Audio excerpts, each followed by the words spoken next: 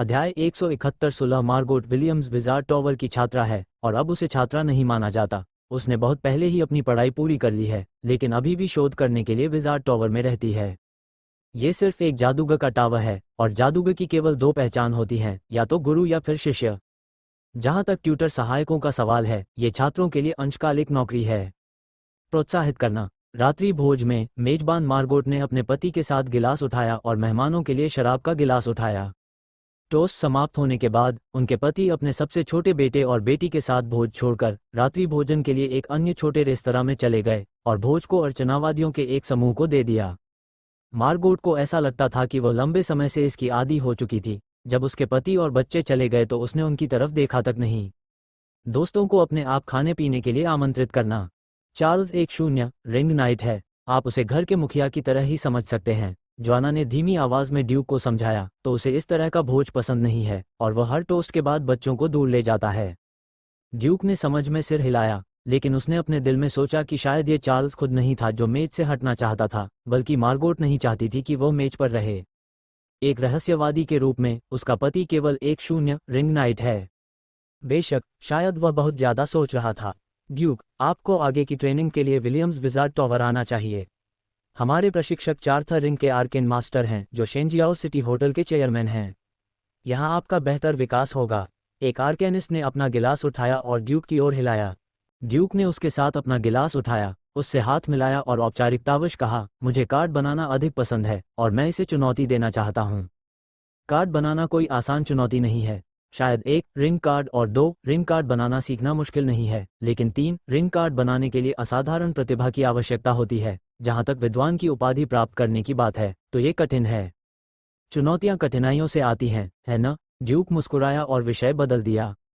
शियाई को अपने हाथों में लेकर ड्यूक का मानना है कि वह कुछ उपलब्धियां हासिल कर सकता है, चाहे वह किसी भी क्षेत्र में हो। और जब उसके पास अतिरिक्त ऊर्जा होगी तो वह एक क्षेत्र तक सीमित नहीं रहेगा। हर बार जब किसी रहस्यमय जादूगर को पदोन्नत किया जाता है तो उसका जीवनकाल बढ़ जाता है और उसके पास अधिक क्षेत्र खोलने के लिए पर्याप्त समय होता है। तो फिर मैं लिटिल ड्यूक को सफल चुनौती की शुभकामनाएं देती हूँ। मार्गोट ने टोस्ट किया, जिससे भोज का माहौल जीवंत हो गया। बातचीत और शोध करना, रेड वाइन पीना। भोज सौहार्दपूर्ण माहौल में समाप्त हुआ। ड्यूक, जिसने ज्यादा शराब नहीं पी थी, ने मार्गोट को विनम्रता से गले लगाया और अपने सहायक म्यूलाली के साथ विला से बाहर निकल गया। ड्राइवर रॉयस ने जल्दी से दरवाजा खोला। जोआना, अलविदा। अलविदा, मैं किसी और दिन तुम्हारे घर भोजन के लिए आऊँगा। किसी भी समय स्वागत है। सैनफिस को मत बुलाओ, मुझे इस तरह की परेशानी से सबसे ज्यादा डर लगता है। स्पष्ट। ड्यूक और अन्य लोगों ने हाथ हिलाया, फिर शीशा उठाया, रॉयस को गाड़ी चलाने का संकेत दिया, अपर स्टार सिटी समुदाय को छोड़ दिया और बेवली मैनर नंबर 17 में वापस आ गए। वापस आते समय पहले उदास दिख रहे आसमान पर अचानक बर्फबारी शुरू हो गई। यह एक और सर्दी है, ड्यूक ने भावुक होकर कुछ शब्द कहे। हालांकि सांस्कृतिक साक्षरता पर्याप्त नहीं है और मैं स्थिति के अनुकूल कविताएं नहीं सुना सकता, इसलिए मैं केवल अचानक रुक सकता हूँ। वाह, वाइट ग्लव्स ने धीरे से चिल्लाकर कहा। घर आए ड्यूक की ओर जोर जोर से अपनी दुम हिलाते हुए, वह छोटा पिल्ला जो पहले हथेली के आकार का था, अब एक सुंदर बड़े कुत्ते में बदल गया है। कान के पीछे एक उभार है, जिसे देखकर ऐसा लगता है जैसे 4 कान हैं। यही वो चिन्ह है जिसके कारण 4 कान वाले शिकारी कुत्ते को इसका नाम मिला। अच्छा कुत्ता। ड्यूक नीचे बैठा, सफेद दस्ताने का चेहरा पकड़ा और उसे जोर से रगड़ा। फर चमकदार हो रहा है। लेविन, क्या आपको लगता है कि सफेद दस्ताना 6 कान वाले आत्मा कुत्ते में विकसित हो सकता है? लेविन ने भोलेपन से उत्तर दिया, मास्टर, मुझे नहीं पता। अपने सफेद दस्ताने ढीले करते हुए ड्यूक खड़ा हुआ और लेविन के पेट पर थपथपाया। तुम्हारा वजन बढ़ गया है, लेविन, तुम्हें अधिक व्यायाम करने की जरूरत है और हर समय घर पर नहीं रहना चाहिए। मुझे बाहर जाना पसंद नहीं है, लेविन ने जवाब दिया। ये बड़ा मूर्ख आदमी तब से ड्यूक के साथ है जब वह सैम शुका की दुकान पर एक बच्चा था और ड्यूक ने उसे अपने परिवार की तरह माना है। इसके बारे में सोचा, ड्यूक ने कहा। आंद्रे। मास्टर। अनुयायी आंद्रे तुरंत आगे बढ़ा। कल घोड़ा बाजार जाओ और मुझे 0 रिंग स्पिरिट घोड़ा चुनने में मदद करो। मैं घुड़सवारी का अभ्यास करने जा रहा हूँ। जैसी आपकी इच्छा, सर। आंद्रे ने इसे लिख लिया। लेविन, भविष्य में आत्मा घोड़े की देखभाल तुम्हारे द्वारा की जाएगी और तुम सवारी का अभ्यास भी कर सकते हो। ओह हाँ सर। लेविन ने उत्साह से सिर हिलाया और सहमति जताई। उसे बाहर जाना पसंद नहीं था, लेकिन उसे जानवर बहुत पसंद थे। पहले उसके पास केवल कुत्ते रखने की शर्त थी, लेकिन अब वो घोड़े रख सकता है, जिससे वो खुश है। विला में वापस जाओ और तीसरी मंजिल पर अध्ययन कक्ष में जाओ। थोड़ी देर बाद बटलर मॉरिस ने दरवाजा खटखटाया और अंदर आकर पूछा, मास्टर, क्या अब आप फ्री हैं? बैठो, मॉरिस, यह महीने का अंत है, कृपया इस महीने के बिल पर एक नज़र डालें। मॉरिस ने तैयार बिल सौंप दिया। हाउसकीपर के रूप में विला के सभी खर्च, साथ ही दैनिक यात्रा व्यय, सारांश के लिए उसे सौंप दिए जाएंगे। मुझे देखने दो। ड्यूक ने उस पर नज़र डाली। जियाई ने पहले ही सारा डेटा एकत्र कर लिया था और 1 सेकंड से भी कम समय की गणना के बाद परिणाम प्राप्त हो गया। इस नवंबर में दैनिक खर्च 260 स्वर्ण ड्रैगन के करीब है। निश्चित रूप से सबसे बड़ी बात यह है कि स्पिरिट क्रिस्टल खरीदने की लागत बहुत अधिक है और एक योगिनी को पालने की लागत भी वास्तव में कम नहीं है। बेशक ऐसा इसलिए भी है क्योंकि ड्यूक मुर्गियों को बड़ा करके बड़े कल्पित बौने बनाना चाहता है, इसलिए वो अक्सर भोजन के लिए स्पिरिट क्रिस्टल खरीदता है। जब तक रिंग 2 अल्फबेन लिंगजी जी युलू अच्छी तरह से बढ़ता है, तब तक मुर्गी भूख से नहीं मरेगी। पीछे मुड़कर जेम्स को ढूंढो और उसे शेंजियाओ शहर के आसपास, विशेष रूप से पेनरोज मैच टॉवर के आसपास एक फार्म खरीदने के लिए कहो, ताकि वह युलू जैसे आध्यात्मिक पौधों की खेती में विशेषज्ञता हासिल कर सके। मुर्गियों के लिए आत्मनिर्भर होने का समय आ गया है। 2 रिंग अल्फ एक आध्यात्मिक पौधा है जो एक बड़े क्षेत्र में समान पौधों के विकास को प्रभावित कर सकता है। इस जी युलू के चारों ओर लगाए गए उसी प्रकार के युलू मूल रूप से आध्यात्मिक पौधों में विकसित हो सकते हैं। 1 रिंग लिंगजी और 2 रिंग लिंगजी थोड़ा कठिन है, लेकिन 0 रिंग लिंगजी बिल्कुल आसान है। साधारण युलू कुछ तांबे के ड्रैगन के बराबर है, लेकिन अगर यह 0 रिंग आध्यात्मिक पौधे में विकसित होता है तो इसका मूल्य 100 गुना बढ़ जाएगा और यह कम से कम कुछ चांदी के ड्रैगन के बराबर होगा। अगर यह 1 रिंग आध्यात्मिक पौधे में विकसित होता है तो यह कुछ सोने के ड्रैगन के बराबर होगा। ये कहा जा सकता है कि ड्यूक अब पैसा कमाना चाहता है और इसके लिए बहुत सारे तरीके हैं। खाता बही को देखते हुए ड्यूक उस समय के बारे में सोचने से खुद को रोक नहीं सका जब उसने अभी अभी पार किया था। उसे 23 रजत ड्रैगन की जागृति औषधि के लिए लंबे समय तक चिंता करनी पड़ी थी। होश में आकर उसने मॉरिस को बिल लौटाते हुए कहा, कोई बात नहीं मॉरिस, तुम घर के प्रबंधन में मेरी मदद करो, मैं बहुत संतुष्ट हूँ। श्री मॉरिस ने सलामी देते हुए कहा, मालिक से संतुष्ट होना मेरे लिए सबसे बड़ा सम्मान है। फिर वो विदा लेकर चला गया। ड्यूक उस पुस्तक से बहुत खुश है जिसे उसने हाल ही में पुस्तकालय से उधार लिया था और वह शियाई के लिए डेटाबेस का विस्तार करने के लिए हर दिन पढ़ना जारी रखता है। अभी जियाई की आवाज़ अचानक गूंजी, बधाई हो मास्टर, युआन सैंड ईगल मंत्र मॉडल का अनुकूलन और अनुसंधान और विकास पूरा हो गया है। कोआ, ड्यूक ने जल्दी से लिंघाई के अंदर देखा। रिंग सिस्टम की कक्षा पर दौड़ते रेत ईगल्स की एक अंगूठी, मूल फूली हुई अंगूठी संरचना में काफी सुधार किया गया है, जैसे कि यह ऊर्जा रेखाओं के साथ सावधानीपूर्वक उकेरी गई कला का एक उत्कृष्ट कार्य है। बहुत बढ़िया। विशेष प्रभावों के साथ सैंड ईगल 1.5 बुलेट संस्करण शुरू किया जा सकता है। नहीं, चलो पहले शक्ति पर ध्यान केंद्रित करते हैं और 1 रिंग स्पिरिट कार्ड की तैयारी प्रक्रिया पर पूर्व शोध समाप्त करते हैं। यह बहुत पहले नहीं होगा जब प्रशिक्षक मुझे सिखाएगा कि कार्ड कैसे बनाया जाता है। शियाई की अधिकांश कंप्यूटिंग शक्ति का उपयोग विशिष्ट ध्यान पद्धति को बनाए रखने और रहस्यमय चमत्कारों का निर्माण करने के लिए किया जाता है। मॉडल अनुकूलन और स्पिरिट कार्ड पूर्व अनुसंधान केवल शेष कंप्यूटिंग शक्ति का उपयोग कर सकते हैं।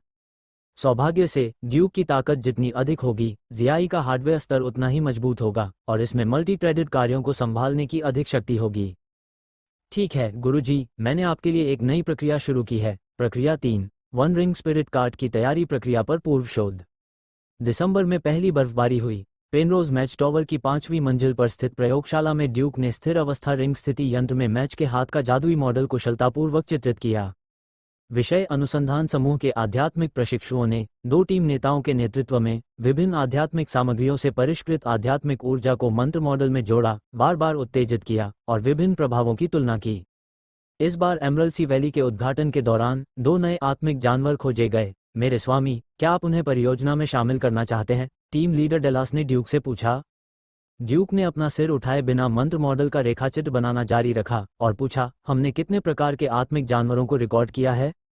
27 प्रकार। एक और जोड़ो, 28 बनाओ और बाद में इसे मत जोड़ो। ड्यूक ने 28 नक्षत्रों के बारे में सोचा। कोई मतलब नहीं, बस पूरा का पूरा बना लो। जी महाराज।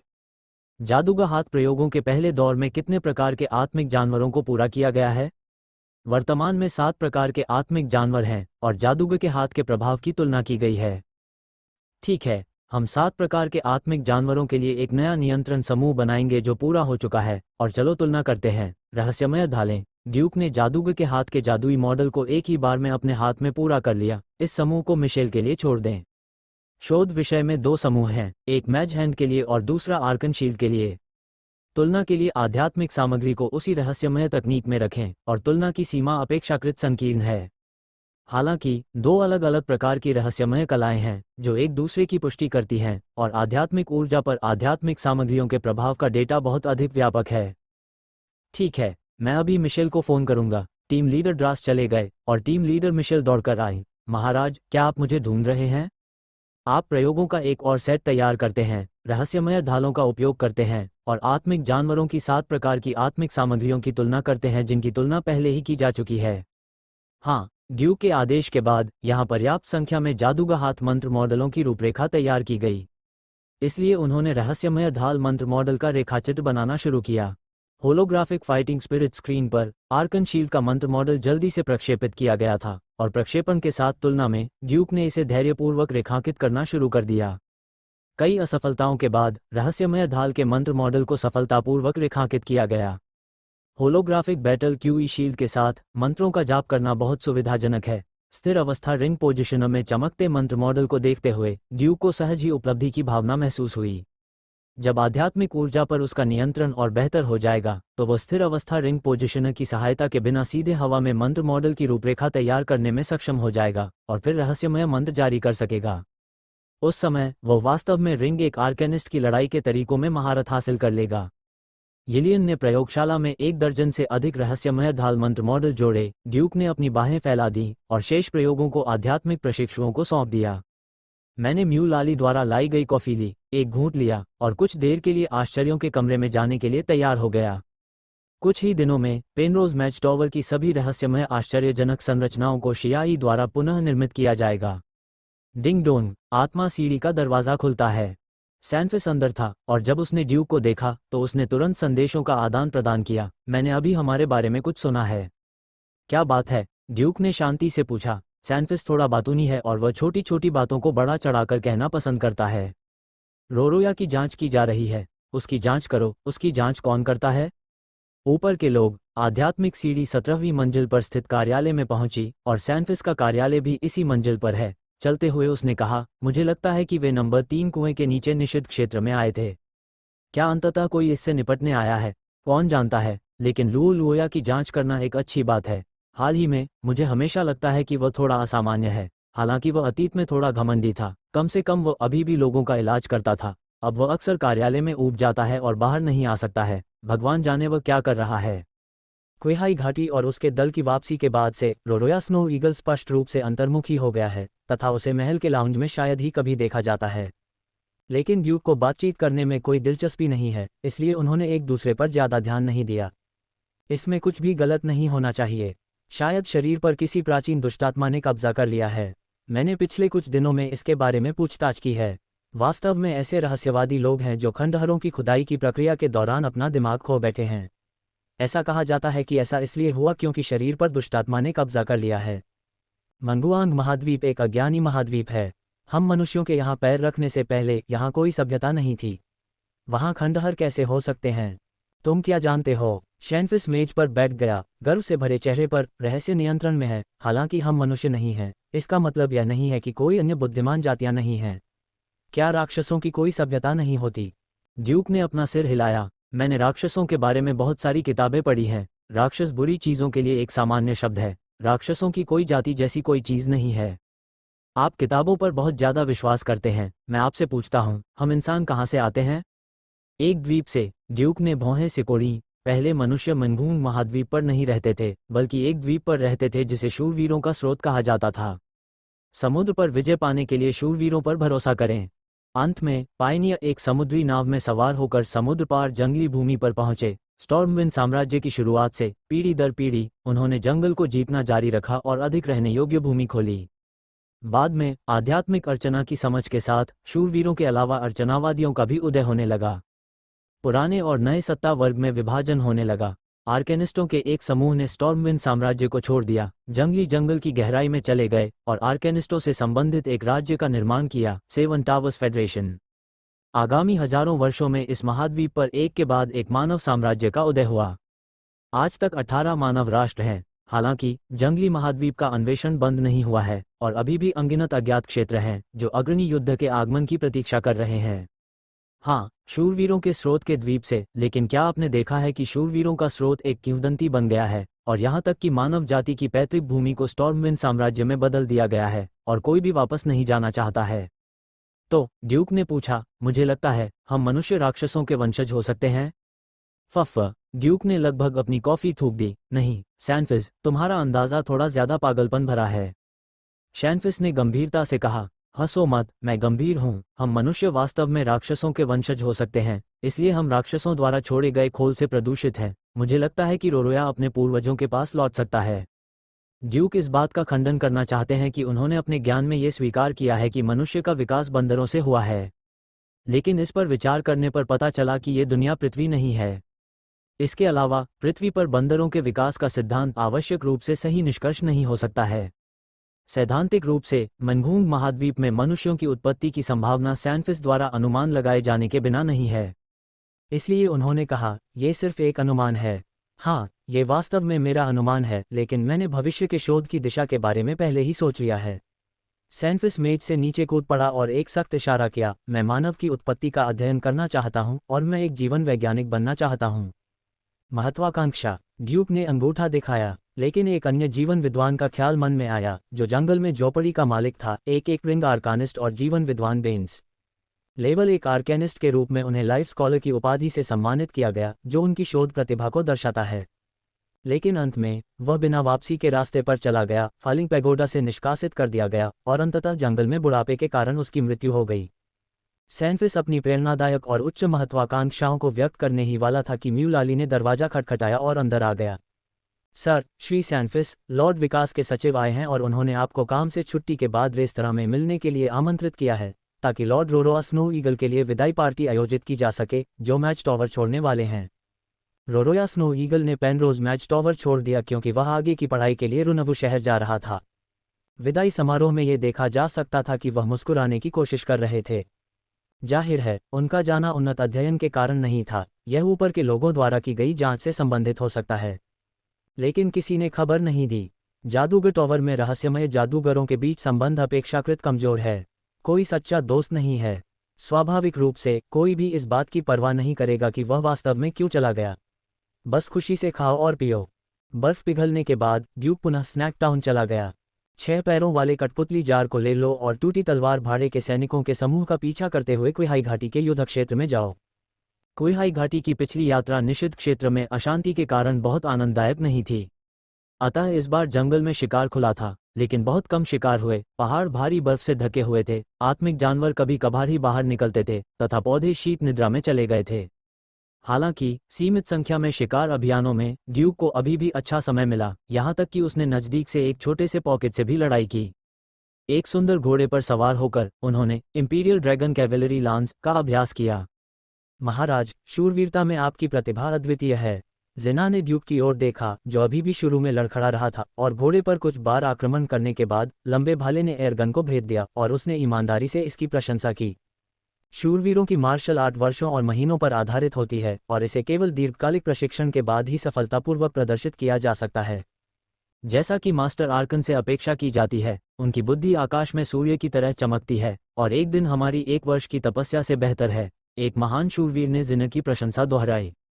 उफ, लड़ने की भावना के आशीर्वाद के तहत लंबे भाले ने अंत तक गोली चलाई और सीधे उसके सामने एक रिंग स्पिरिट जानवर को छेद दिया, पवन ब्लेड ग्रे भेड़िया।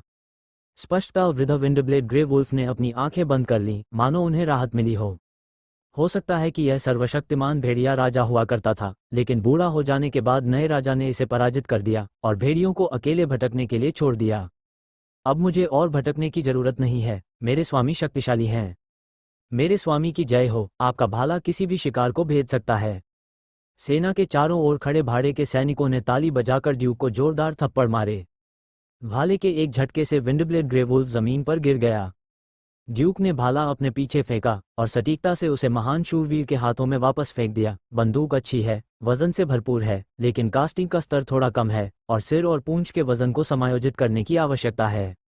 बड़ा शूरवीर जो पहले आपकी चापलूसी कर रहा था, एक पल के लिए चौंक गया और फिर उसने ईमानदारी से प्रशंसा की। मेरे महाराज, लड़ने की आपकी क्षमता सूक्ष्मता के स्तर तक पहुंच गई है और आपको शुरू करते ही इस लंबे भाले की समस्या का पता चल जाएगा। इस तरह का विवरण जियाओ यी के सामने कोई समस्या नहीं है। एक बार भाले के माध्यम से प्रतिशोध को चलाने के बाद जियाई फीडबैक डेटा का उपयोग करके ये गणना कर सकता है कि भाले में क्या समस्या है। ड्यूक ने उदासीनता से कहा, चूंकि भाले में कुछ गड़बड़ है तो आप इसे बदल क्यों नहीं देते? महान शूरवीर मुस्कुराया, पैसा बहुत कम है। लोहार जो आत्मा सोने के भाले को बना सकता है वह बहुत अधिक शुल्क लेता है और मेरा भाला केवल वजन में असमान है और अगर आप इसका इस्तेमाल करते हैं तो इससे कुछ भी प्रभावित नहीं होता है। अभी ड्यूक के कंधे पर छोटी सी जेब में पड़े पड़े वह अचानक आकाश की ओर मुस्कुराया, चीची। लेकिन मैंने एक बड़े बाज को भाड़े के सैनिकों की ओर झपट्टा मारते देखा, जैसे कोई तीर जमीन को भेद रहा हो। ये भूत चेहरे वाला गिद्ध है, सर, सावधान रहें। जिना चिल्लाई, यह अपने शिकार को मारने आया है। भूत चेहरे की मूर्ति। ड्यूक को तुरंत याद आया कि एक समय था जब स्नेकहिड टाउन पर तीसरे रिंग के आत्मिक जानवर भूत चेहरे वाले ईगल ने हमला किया था और यह उच्च पुजारी मुरन ब्लैक स्नैक था जिसने हमलावर भूत चेहरे वाले ईगल को मार डाला था। एक दल बनाओ, अपने स्वामी की रक्षा करो, जिना ने फिर चिल्लाया। भाड़े के सैनिकों की रेजिमेंट के सदस्यों ने एक के बाद एक अपने हथियार निकाले और भूत चेहरे वाले बाज का सामना करने के लिए एक पंक्ति बनाने की तैयारी की जो झपट्टा मार रहा था। ड्यूक ने अपनी जेब में हाथ डाला और एक एक रेंगार्कन कार्ड और शील्ड निकाली जो तुरंत सक्रिय हो गई। उसी समय जियाई के नियंत्रण में लड़ाई की भावना कवच को सक्रिय कर दिया। दो आयामी दृष्टिकोण, कवच की दो परतें। भूत चेहरे वाला गिद्ध पहले ही उसके सामने झपट्टा मार चुका है और जमीन पर पड़े पवनधार वाले भूरे भेड़िए की लाश पर निशाना साध रहा है। उसी समय उसने अपने पंख फैलाए और अनगिनत पवनधार आसपास के इलाकों में उड़ गए। बक-बक। ड्यूक के दोहरे कवच पर हवा के एक ब्लेड ने वार किया जिससे आभा कवर लगभग चकनाचूर हो गया। कुछ चमक के बाद कवर की रोशनी बहुत कम हो गई थी। अगले ही पल एक नई आभा उत्पन्न हुई और यह ड्यूक ही था जिसने एक रिंग ओलंपियाड कार्ड आभा को प्रेरित किया। और अपने दाहिने हाथ में उसने पहले से ही रेतीले चील को पकड़ रखा था और उस भूतिया चेहरे वाले चील पर ताबड़तोड़ गोलियां चलाईं जिसने अभी अभी हवा में उड़ने वाले भूरे भेड़िए के शरीर को उठाया था। कश कश, सभी गोलियां भूतिया चेहरे वाले बाज के सिर पर लगीं, विशेष रूप से आंखों पर। इस आत्मिक जानवर के पंख और शल्कों में अद्भुत सुरक्षा होती है, लेकिन आंखों के गड्ढे बहुत नाजुक होते हैं और वे सीधे मस्तिष्क में जाते हैं जो कि घातक बिंदु है।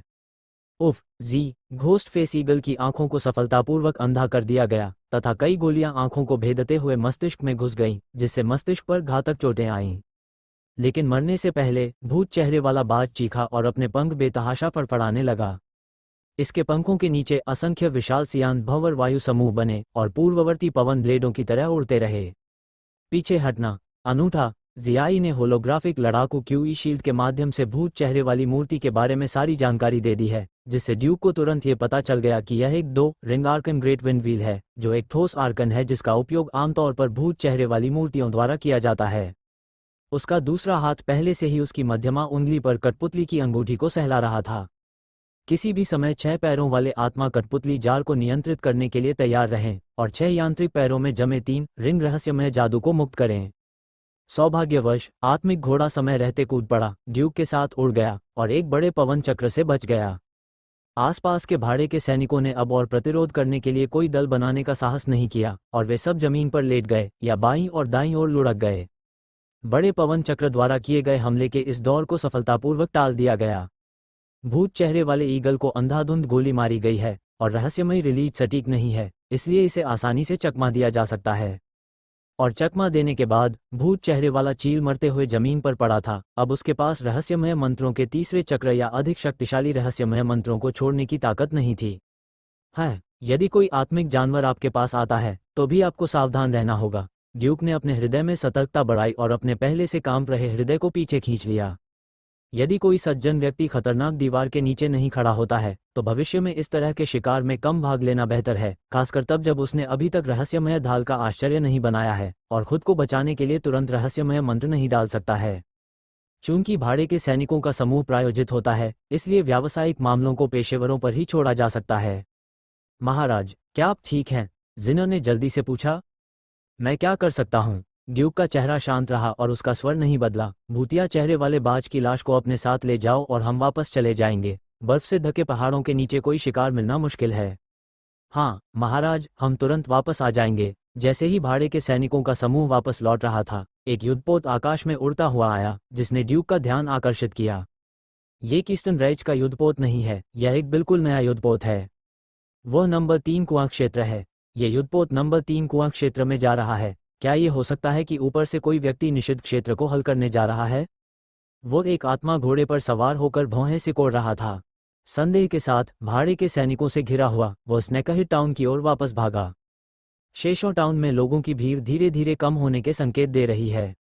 1 वर्ष से अधिक समय तक चले अग्रणी युद्ध के बाद मनुष्यों ने कुहाई घाटी में 15 अस्थायी जादूगर टॉवर दमन सुरक्षित शिविर खोल दिए हैं, इसलिए कई भाड़े के सैनिक, व्यापारी और उनके जैसे अन्य लोग सुरक्षित शिविरों में रहते हैं। कुछ सुरक्षित शिविर क्षेत्रों में धीरे धीरे वर्गाकार शहर बनने के संकेत मिलने लगे हैं। शुरुआत में शेषो टाउन भी एक छोटे बाजार शहर से आज के बाजार शहर के रूप में विकसित हुआ। कम लोगों का होना बेहतर है। इस अवधि के दौरान शेषो टाउनशिप में जीवन की गुणवत्ता में काफ़ी गिरावट आई है और कुछ पुराने निवासी बहुत दूर चले गए हैं। मेयर मोहान्स ब्लैक स्नैक ड्यूक के साथ चाय पीते हुए बातचीत करते हुए कहते हैं, जब तक व्यापार लाइन हाथ में है तब तक आप अभी भी कुछ और वर्षों तक युद्ध के लाभांश का आनंद ले सकते हैं। शायद उनकी बेटी मुलाली के साथ मौन संबंध के कारण उन दोनों के बीच काफ़ी बातचीत वाला माहौल है। ब्लैक स्नैक परिवार को भविष्य में कुहाई टाउन में होना चाहिए। क्या आपने पहले से योजना बना ली है? बेशक, ये हमेशा उच्च पुजारी द्वारा किया गया है और मैं इस पर ज़्यादा ध्यान नहीं देता। ओह, वैसे आपने एक नया फार्म खोलने के लिए जेम्स के साथ सहयोग किया था? जेम्स ऐसा करना चाहता है और मेरे पास भी कुछ विचार हैं जिन्हें मैं कार्यान्वयन के लिए उसे सौंपना चाहता हूं, इसलिए ये सहयोग संभव हुआ। कृषि उद्योग का उत्पादन मूल्य बहुत छोटा है। मोहास ने अपना सिर हिलाया। ड्यूक और जेम्स के बीच फार्म खोलने के लिए सहयोग से बहुत सहमत नहीं थे। उनके विचार में ड्यूक को एक होनहार रहस्यमय जादूगर के रूप में भोजन की योजना बनाने के लिए कीचड़ को घूरने की आवश्यकता नहीं है। ब्लैक स्नैक परिवार के पास जमीन का एक बहुत बड़ा क्षेत्र है और वे परिवार की खाद्य आपूर्ति की सुरक्षा सुनिश्चित करने के लिए केवल कुछ ही खेतों का संचालन करते हैं। ड्यूक मुस्कुराया, लेकिन अधिक गहराई में नहीं गया।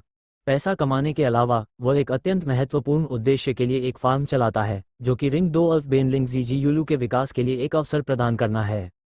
मनुष्यों को कल्पित बौनों के बारे में गहरी समझ नहीं है, लेकिन कई वर्षों के बाद उन्होंने कुछ सैद्धांतिक ज्ञान प्राप्त कर लिया है। वायु सागर में आध्यात्मिक बीज कल्पित बौनों के विकास के लिए बहुत लाभकारी हैं। उन्हें आत्मा क्रिस्टल और कुछ विशेष चीजें खिलाने से भी कल्पित बौनों को बढ़ने में मदद मिल सकती है। दूसरी बात यह है कि अल्फ स्पिरिट प्लांट को नए स्पिरिट प्लांट पर लगातार प्रभाव डालने देना चाहिए। जब नया स्पिरिट प्लांट विकसित होता है तो अल्फ स्पिरिट प्लांट को भी सकारात्मक प्रतिक्रिया मिल सकती है। समय के साथ जितनी अधिक प्रतिक्रिया होगी, विकास के उतने ही अधिक अवसर होंगे। इसलिए छोटी मुर्गी को एक छोटे अल्फ से एक महान अल्फ में विकसित करने के लिए ड्यूक को जी यूलू को अधिक आध्यात्मिक पौधों को प्रभावित करने देना चाहिए।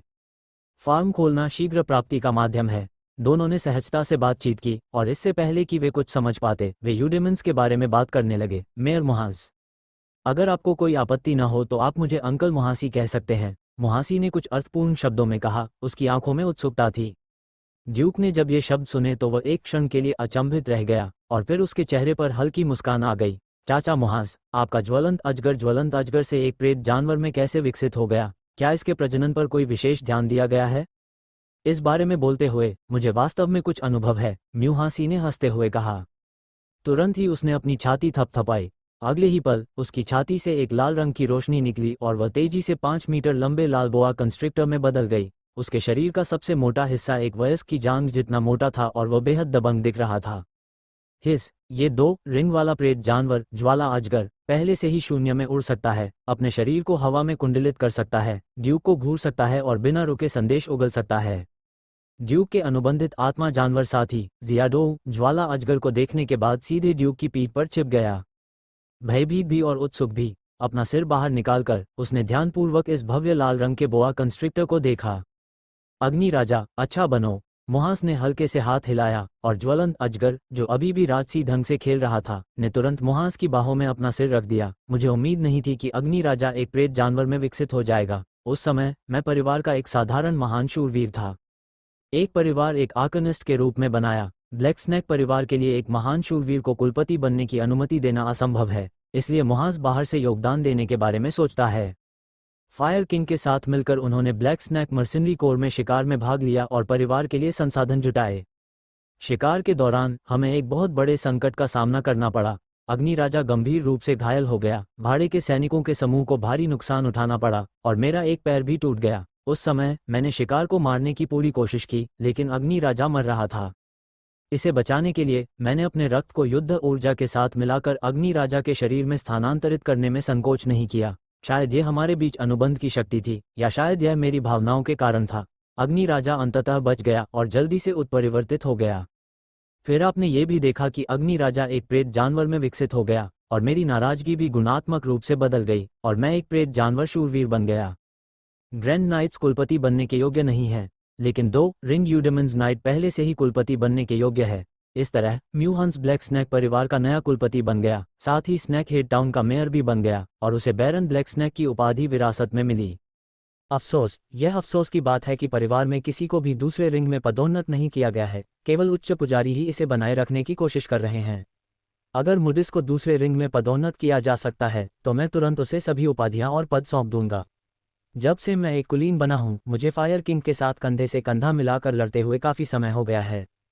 मुहास के चेहरे पर अफसोस की लकीरें थीं। एक फैंटम बीस्ट नाइट के रूप में वह अपनी स्थिति से विवश था और इसका स्वतंत्र रूप से उपयोग नहीं कर सकता था, जिससे वो वास्तव में दुखी था। ड्यूक ये कहना चाहता था, क्या तुमने अग्नि राजा के साथ कंधे से कंधा मिलाकर लड़ाई नहीं की थी? उस समय मैं स्पष्ट रूप से देख सकता था कि ब्लैक जैड बिच्छू ने आक्रमण किया, तुम अखाड़े में प्रवेश कर गए और तुम फिर से उड़ गए। बेशक मैंने ऐसा नहीं कहा, अन्यथा दोनों को मौके पर ही अलग होना पड़ता। उसने सोच विचार कर कहा, तो अंकल मुहासी, यदि कोई आत्मिक जानवर प्रेत जानवर में विकसित होता है तो उसे जीवन और मृत्यु के संकट से गुजरना पड़ता है। मुझे नहीं पता कि यह मामला है या नहीं, लेकिन उन तीनों मुमिसी, मुफिस और मुक्सीसी सभी ने मेरे निर्देशों का पालन किया और अनुबंधित आत्मा जानवर के साथ कंधे से कंधा मिलाकर लड़ाई लड़ी। उन्होंने अपने साथियों के इलाज के लिए रक्त भी मिलाया, लेकिन आत्मा जानवर विकसित नहीं हुआ। अपना सिर हिलाते हुए मुहास ने कहा, मैं सोच रहा था कि क्या ये जानबूझकर किया गया दृष्टिकोण था और क्या यह आध्यात्मिक समीक्षा को छिपा नहीं सकता था। अध्यात्म सबका मार्गदर्शन करता है। सेवन टावर्स फेडरेशन के लोगों का मानना है कि यदि आप आत्मा को धोखा देते हैं तो आत्मा आपका साथ नहीं देगी। ड्यूक ने अपनी ठोड़ी को रगड़ा, अपना सिर घुमाया और जियादो ऊपर नजर डाली जो मेज पर से नाश्ता चुरा रहा था, ये सोचकर कि अगर एक प्रेत जानवर को मौत से गुजरना पड़ा तो जियादो को विकसित होने का मौका नहीं मिल सकता है। किसी भी स्थिति में ड्यूक के लिए खुद को खतरे में डालना असंभव है। इसके अलावा वह पहले से ही एक रहस्यमय जादूगर है। भले ही वह एक प्रेत जानवर शूरवीर बनने में विफल रहता है, बहुत नुकसान नहीं है। सबसे खराब स्थिति में वह रक्त के समुद्र को परिष्कृत करेगा और इसे एक रहस्यमय हथियार में डाल देगा जो रिंग सिस्टम की स्थिति पर कब्जा नहीं करता है। जहां तक जियाडो का प्रश्न है, इसे जीवन भर अपने पास रखना कोई समस्या नहीं है। इसे प्रेतात्मा में विकसित होने के लिए मजबूर करने की कोई आवश्यकता नहीं है। मैं समझ गया अंकल मुहास, मैंने इतना कुछ कहा। मैं बस इतना कहना चाहता हूं कि यूडेमंस के विकास का अवसर साधना से कहीं अधिक है, इसलिए आपको इस पर जोर देने की जरूरत नहीं है। म्यूहासी भी महत्व को अलग करते हैं। आप एक उज्ज्वल भविष्य वाले आर्कानिस्ट हैं, इसलिए आइए लड़ाई की भावना की साधना को अपना रास्ता बनाने दें।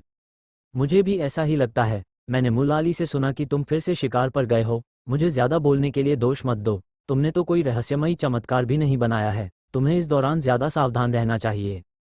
मोहन्स की दयालुता, ड्यूक इसकी सराहना करता है। चाहे वो म्यूलाली के नकली दामाद रिश्ते के कारण हो या काले सांप परिवार की जीत के कारण, आप केवल तभी पर्याप्त खा सकते हैं जब आप लोगों के अनुनय को सुनते हैं।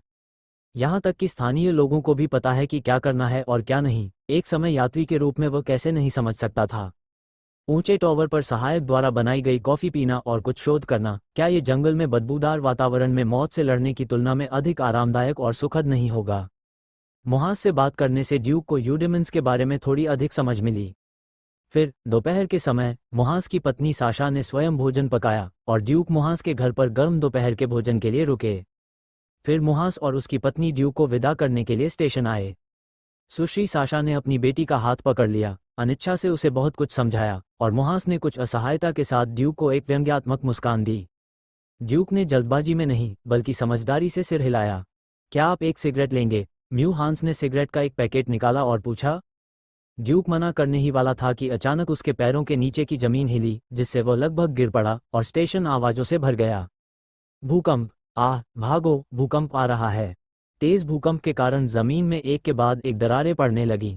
म्यूहांस ने अपनी पत्नी साशा को सहारा दिया जो नीचे गिर गई थी, और ड्यूक ने म्यूलाली को संभाला जो अस्थिर थी। मुलाली सदमे में चिल्लाई, डरो मत। ड्यूक ने अपना हाथ उसके कंधों पर रखा।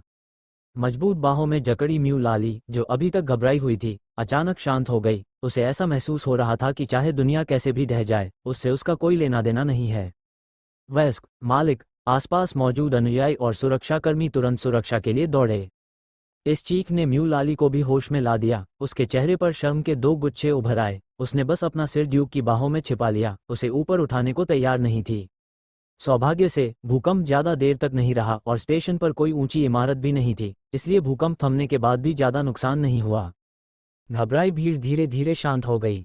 मोहान्स ने अपने साथियों को इशारा किया, अपनी पत्नी साशा को वापस भेजा और जल्दी से ड्यूक से कहा, भूकंप आया है, मुझे आपदा की स्थिति का जायजा लेने के लिए शहर वापस जाना है, इसलिए मैं तुम्हें नहीं भेजूंगा। तुम्हें जल्द से जल्द वापस चले जाना चाहिए और जब तुम बाद में शेंजियाओ शहर पहुंचोगे तो अंधेरा हो जाएगा।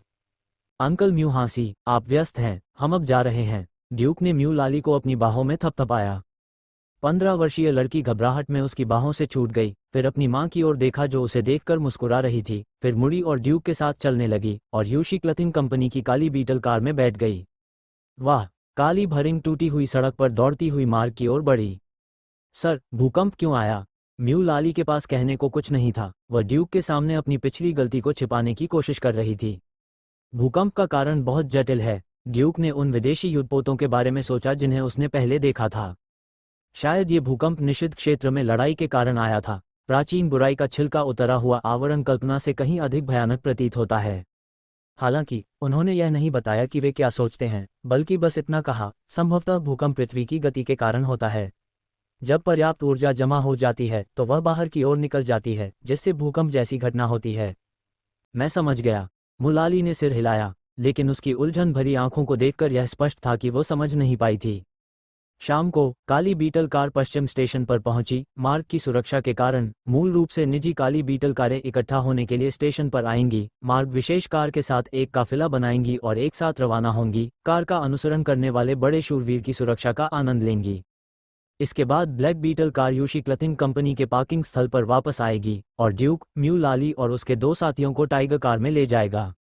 ड्राइवर रॉयस का काम यह सुनिश्चित करना है कि जब भी ड्यूक वापस आए वह समय पर कार में बैठ सके। जब तक आप नंबर 17 बेवली मैनर पर वापस नहीं आ जाते तब तक प्रतीक्षा करें। लेविन दौड़कर ड्यूक के पास गया। मास्टर, बक्सा। कौन सा बक्सा? ये प्रजनन कक्ष में रखा बक्सा है, अंदर से यह हिल रहा है। ड्यूक को तुरंत समझ आ गया और वह तुरंत प्रजनन कक्ष की ओर भागा, दरवाजा बंद किया और कैबिनेट से एक कार्डबोर्ड बॉक्स निकाला। पाटा। अनुमति मिलने के बाद चूजा ड्यूक के क्रोध के समुद्र से बाहर आया। वाह, जियाओहोंग बाहर आ रहा है। ड्यूक, जियाओहोंग बाहर आ रहा है। रानी लाल चींटी के अंडे से निकली छोटी रानी का नाम चूजे और ड्यूक के बीच सर्वसम्मति से लिए गए निर्णय के बाद शियाओहोंग रखा गया। इस समय चींटी का अंडा स्पष्ट रूप से देखा जा सकता है और खोल पारदर्शी हो गया है। अंदर एक मोटा कीड़ा घूम रहा है। चींटियां कायापलट की प्रक्रिया से गुजरती हैं और उन्हें 4 चरणों से गुजरना पड़ता है: अंडा, लावा, प्यूपा और वयस्क। इस समय चींटियों के अंडों में लावा निकल चुका होता है। मुट्ठी के आकार का एक मोटा कीड़ा। अंडे के छिलके को देखकर यह अस्पष्ट भावना थोड़ी घिनौनी लगती है। ये ड्यूक की पहली धारणा है। छोटी मुर्गी, इसे मत छुओ, इसे इसके खोल से बाहर आने दो। मैं इसकी जय जयकार करूंगा। चिकी ने अपना सिर हिलाया। ये शियाओहोंग है जो लाल शाखा से पैदा हुई है और यह मेरी धर्मपुत्री है। पफिट, तुम्हारा रिश्ता? ड्यूक हंसना चाहता था। मुर्गी ने सूंघकर कहा, मेरी एक दादी है और हाँ, मेरी एक धर्मपुत्री भी है। तो फिर क्या आप पुरुष और महिला हैं? आह! लड़की अचानक गहरी सोच में पड़ गई और उसमें लिंग संज्ञान विकार विकसित हो गया। दरअसल ड्यूक चूजे को पहचान नहीं सकता कि वह नर है या मादा, नर है या मादा, या नर और मादा। आखिरकार ये सिर्फ एक बड़ा हरा टैडपोल है, मेढक भी नहीं। आवाज तीखी और प्यारी है, किसी गुड़िया की तरह, लेकिन मैं यह नहीं बता सकता कि यह नर गुड़िया है या मादा गुड़िया। शियाडोऊ, जो ड्यूक के साथ वापस आया था, ने इस समय अपना सिर बाहर निकाला, लड़की को देखकर मुस्कुराया और उसका मजाक उड़ाया और यहाँ तक कि मानवीय तरीके से अपनी जांघों को हिलाया। यह नर है। बकबक। ड्यूक ने शियाडोऊ के सिर पर थप्पड़ मारा। कोई अश्लीलता नहीं। जी। जियाडोऊ ने अपने पंजे से अपना सिर ढक लिया, अपना मुंह चपटा कर लिया। काफी दुखी। क्या ये भी पोर्नोग्राफी में आता है? इस समय चींटी के अंडे से हल्की क्लिक की आवाज आई। अंडे के खोल में एक दरार थी और ड्यूक, शियाडोऊ और चिक सभी उस आवाज से आकर्षित हुए और चींटी के अंडे को गौर से देखने लगे। Crack click. अंडे के छिलके में जियाओहोंग ने गु योंग को पकड़ रखा था, जिससे दरार तब तक बढ़ती रही जब तक कि अंडे के छिलके का एक टुकड़ा गिर नहीं गया और जियाओहोंग ने अंततः अपना सिर बाहर निकाला। पूरा शरीर बर्फ की तरह सफ़ेद है और उस पर हल्की लाल चमक है। इसमें कीड़ों का कोई प्रकोप नहीं होता, ये क्रिस्टल की मूर्ति की तरह साफ दिखाई देता है तथा सिर के आगे वाले भाग में बारीक पारदर्शी दांत होते हैं। जियाओहोंग धीरे धीरे अंडे के खोल से बाहर निकल आया। इसकी शक्ल धीरे धीरे एक इंसान, एक जानवर और एक योगिनी की नज़रों के सामने भी पेश की जाती है। कुल मिलाकर इसका आकार एक कीड़ा जैसा है, लेकिन यह पारदर्शी और मंद लाल है, जो इसे न केवल घिनौना बनाता है बल्कि थोड़ा प्यारा भी बनाता है। अरे जियाओहोंग, जियाओहोंग! चूजा जियाओहोंग की तरफ तैर कर आया, अपनी मोटी पूंछ को फैलाया और जियाओहोंग के पेट को थपथपाया। मैं तुम्हारा भगवान हूँ, भगवान, भगवान! तुम मेरी धर्मपुत्री हो, अब से तुम मुझे चाचा कहोगी, मैं तुम्हारा गॉडफादर बनूंगा। महत्वपूर्ण क्षण पर लड़की ने अपना लिंग चाचा बताया। जियाओहोंग को नहीं पता कि ऐसा क्यों है, इसलिए ये सिर्फ एक अज्ञानी लावा है। अंडे के छिलके से बाहर निकलने के बाद ये कार्डबोर्ड बॉक्स में इधर उधर रेंग रहा है। ये भूखा है, ड्यूक, मेरी धर्मपुत्री भूखी है, चूजे ने अचानक कहा। एक योगिनी के रूप में इसमें कई जादू हैं, जिनमें से एक फेरोमोन पर चींटियों के साथ संवाद करने की क्षमता है। शायद इसका संबंध इस तथ्य से है कि चूजों का प्रजनन बिल खोदने वाली आर्मी चींटियों द्वारा किया गया था। पुस्तकों में दर्ज अभिलेखों के अनुसार कल्पित बौने आध्यात्मिक पौधे हैं जिन्हें मनुष्यों द्वारा लंबे समय से पालतू बनाया गया है और उनकी आध्यात्मिकता मनुष्यों से प्रभावित हुई है, जिससे असाधारण जीवन को जन्म मिला है। बात सिर्फ इतनी है कि चूजा विशेष है और यह चींटियां ही हैं जिन्होंने 2 रिंग अल्फ बेन लिंग जी युलू को पालतू बनाया है। अतः ये तर्कसंगत लगता है कि यह चींटियों से संवाद कर सकता है। चिंता मत करो, मैं इसके लिए तुरंत कुछ खाने का प्रबंध कर दूंगी, लेकिन खाने से पहले मुझे इसके साथ एक अनुबंध पर हस्ताक्षर करना होगा। ड्यूक ने जियाओहोंग को पकड़ लिया और अपने नाखूनों की नोक से धीरे से अपनी लड़ाकू भावना को प्रसारित किया, जिससे जियाओहोंग की पीठ पर एक छोटा सा छेद हो गया और थोड़ा पारदर्शी खून बह निकला। जियाओहोंग को उसकी हथेली ने रोक रखा था, हालांकि उसे दर्द हो रहा था, लेकिन वह बिल्कुल भी हिल नहीं सकती थी। क्या कर रहे हो, ड्यूक? मेरी धर्मपुत्री को परेशान मत करो, लड़की बगल से चिल्लाई, लेकिन योगिनी अनुबंध से बंधी होने के कारण वह केवल खाली दृष्टि से देख सकती थी। जियाओहोंग को छीनने के बारे में सोच भी नहीं सकता। अधीर मत बनो, छोटी लड़की, मैं जियाओहोंग को चोट नहीं पहुंचाऊंगा, वह तुम्हारी धर्मपुत्री है। क्या वह मेरी धर्मपुत्री के समान नहीं है? ड्यूक ने आश्वस्त किया। इसके तुरंत बाद उसने अपनी उंगलियों को काटा और थोड़ा गहरा लाल खून भी बह निकला। जब दोनों प्रकार के रक्त आपस में मिल गए और जल्दी से पिघलकर एक हल्के गुलाबी तरल में बदल गए, तो ड्यूक ने जल्दी से अपनी उंगली गुलाबी तरल में डुबो दी और जियाओहोंग की पीठ पर एक विशेष प्रतीक बना दिया। लड़ाकू भावना जागृत हुई और गुलाबी प्रतीक ने किसी प्रकार की प्रतिक्रिया व्यक्त की, जिससे एक चमकदार प्रकाश उत्सर्जित हुआ।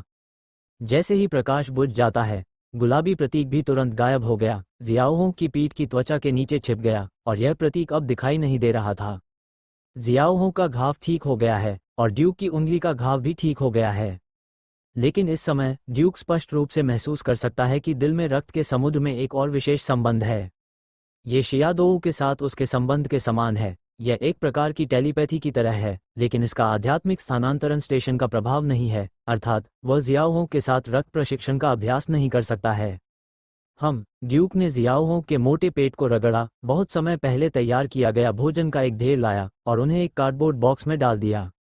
जियाओहोंग ने तुरंत खुशी से खाना शुरू कर दिया।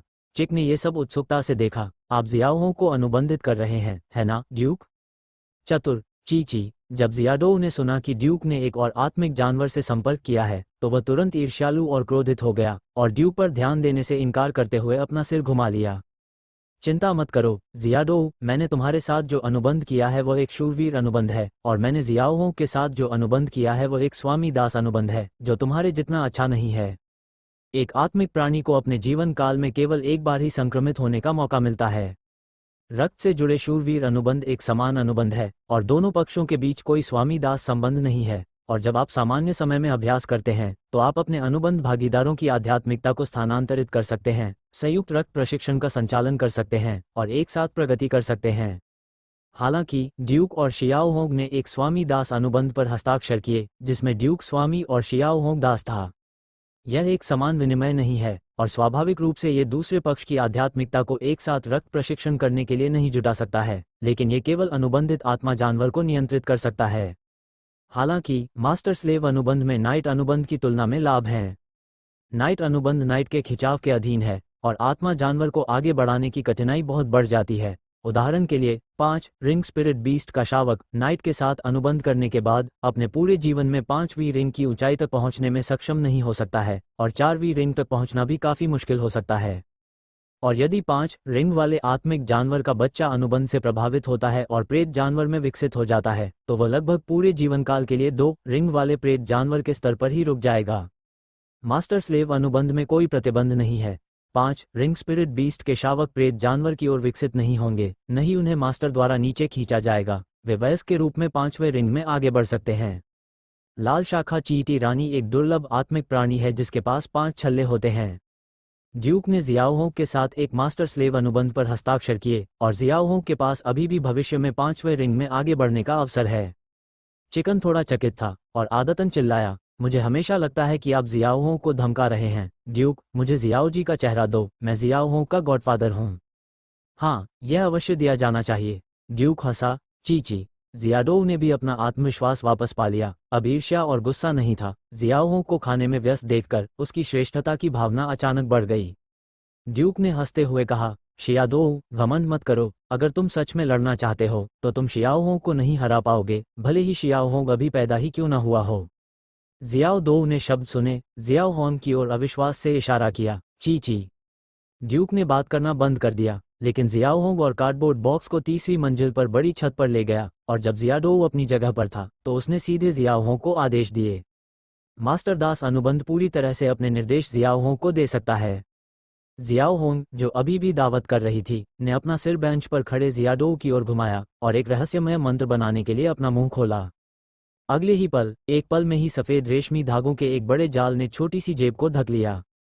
शियादोव ने कोई प्रतिक्रिया नहीं की और रेशम के धागों के और भी सख्त जाल में उसका गला घूंट दिया गया। वह इतना भयभीत था कि उसने तुरंत अपने सख्त रहस्यमय तीखे बर्स को सक्रिय कर दिया। उसके पूरे शरीर के बाल खड़े होकर तीखे कांटों में बदल गए। लेकिन ये बेकार था। तेज गड़गड़ाहट बड़े रेशम जाल से बाहर निकल गई, लेकिन इसने बड़े रेशम जाल को बिल्कुल भी चोट नहीं पहुंचाई और छोटी जेब अभी भी कसकर गला घोंट दी गई थी, हिलने में असमर्थ थी। चिची। जियाडोव चिल्लाया। ड्यूक ने अपने हाथ अपनी पीठ के पीछे रखे और शांति से शियादोव को देखा। क्या तुम्हें अभी भी गर्व नहीं है? तुम दिन भर खाने पीने से लगभग थक चुके हो। शियादोव, मैं अभी भी तुम्हारा इंतजार कर रहा हूं कि तुम मुझे उड़ान भरने के लिए ले जाओ और मुझे फैंटम बीस्ट नाइट के रूप में पदोन्नत करो। अगर तुम कड़ी मेहनत नहीं करोगे तो हम कैसे उड़ान भर सकते हैं? चिकन ताना मारने का यह मौका जाने देने को तैयार नहीं है। हाहा, कचरा जियाडोव, तुम मेरी धर्मपुत्री को भी नहीं हरा सकते। क्या कचरा है? अपना सिर घुमाते हुए उसने फिर से जियाओहोंग की प्रशंसा की। गॉड डॉटर, जियाओहोंग, तुमने बहुत अच्छा काम किया। गॉडफादर तुमसे प्यार करता है। ये 5 रिंग स्पिरिट बीस्ट की प्रतिभा है। यहाँ तक कि नए नए निकले लावा में भी ठोस एक ring Arkan art spinning web है। शियाडो, आपको शर्म आनी चाहिए और बहादुर बनना चाहिए। हमारा लक्ष्य यूडेमिन्स का शूरवीर बनना है। मैं कड़ी मेहनत नहीं करता और आप कड़ी मेहनत नहीं करते, हम कैसे सफल हो सकते हैं? ची। जियाओडू शर्म से भर गया। उसकी आंखों में श्रेष्ठता की भावना गायब हो गई। उसकी जगह एक गुस्से से भरी लड़ाई की भावना ने ले ली।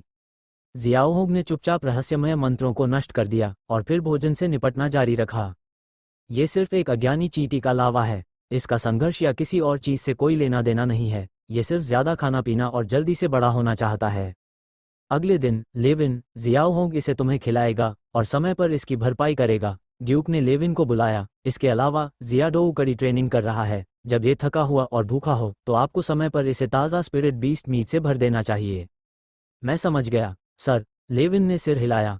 जियाओहोंग कार्डबोर्ड बॉक्स में खाने पीने में व्यस्त थी, जबकि जियाडोव पूरे विला में दौड़ रही थी, समय समय पर तेज हरकतें करते हुए अपनी काया और लड़ाकू प्रभावशीलता को निखार रही थी। अनुबंधित आत्मिक प्राणियों ने बहुत मेहनत की। केवल छोटा योगिनी, छोटी मुर्गी, हवा में उड़ गई और स्पिरिट क्रिस्टल खाने के बाद आलसी ढंग से बादलों पर लेट गई और सो गई। ड्यूक ने म्यू लाली और उनके साथियों को साथ लेकर पेनरोज मास्टर टॉवर की ओर प्रस्थान किया।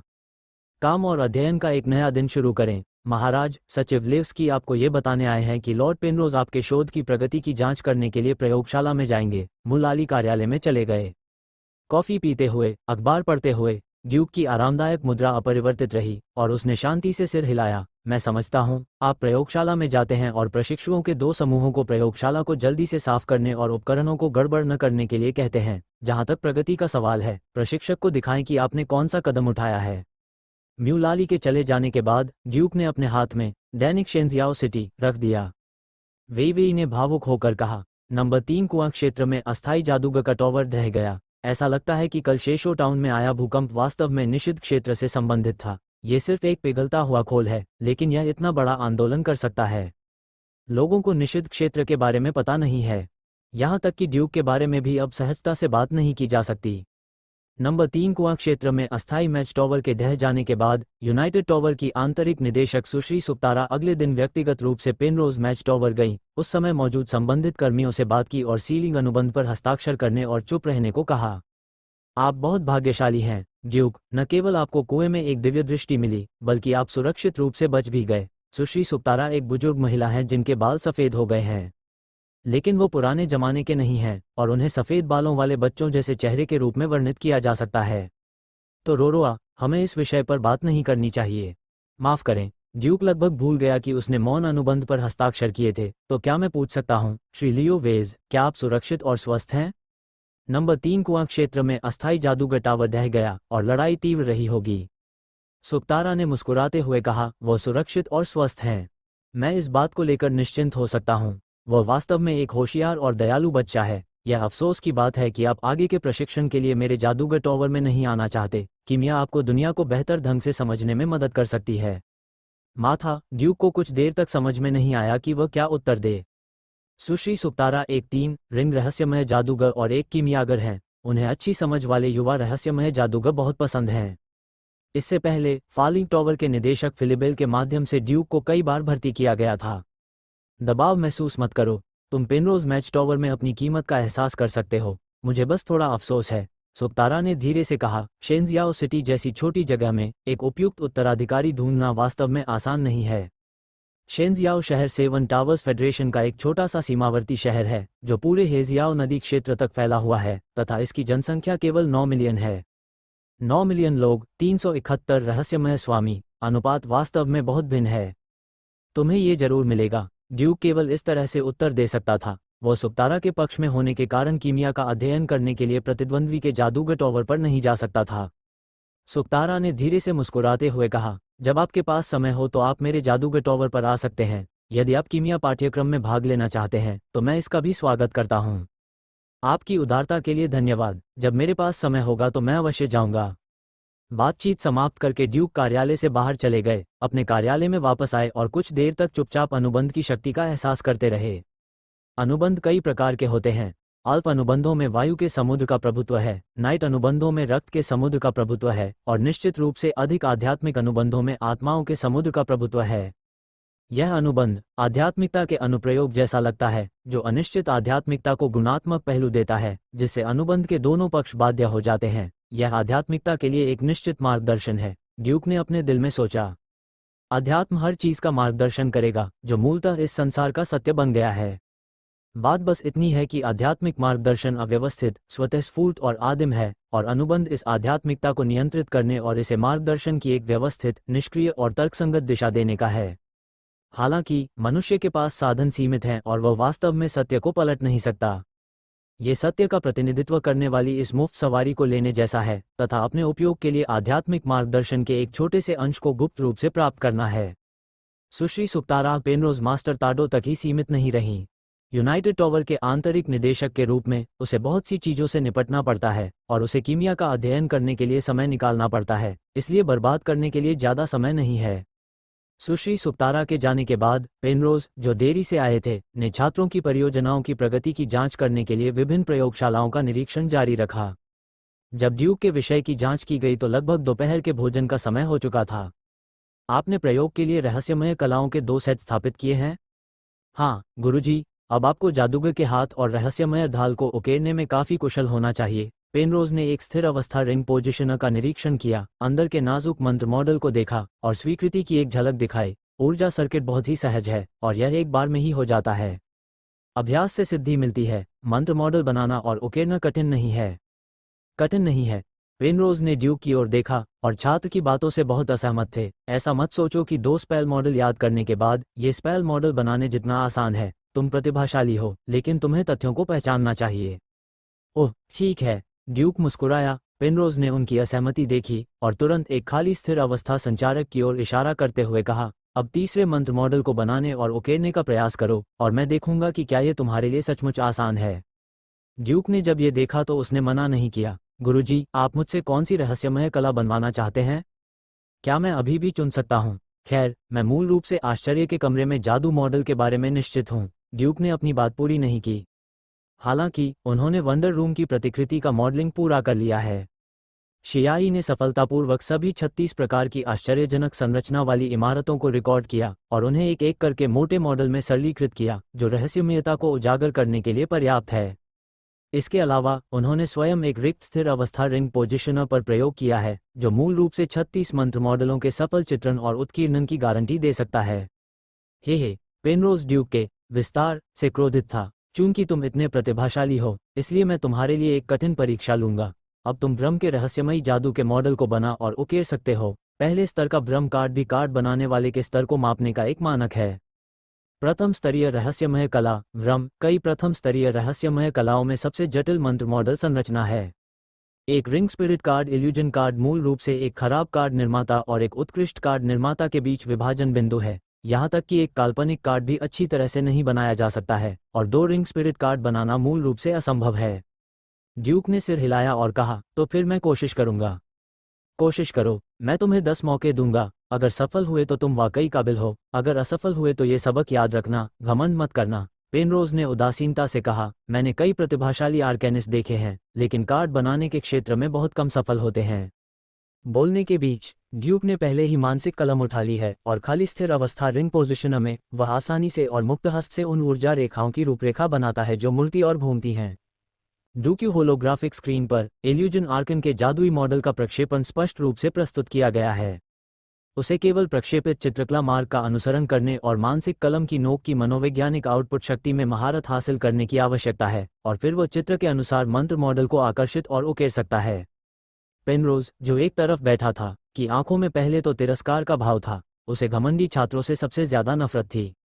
हालांकि ड्यूक की उत्कीर्णन की प्रगति के साथ उन्होंने शांतिपूर्वक इसका लगभग 10वां हिस्सा उत्कीर्ण कर दिया और मंत्र मॉडल अभी भी ध्वस्त नहीं हुआ है।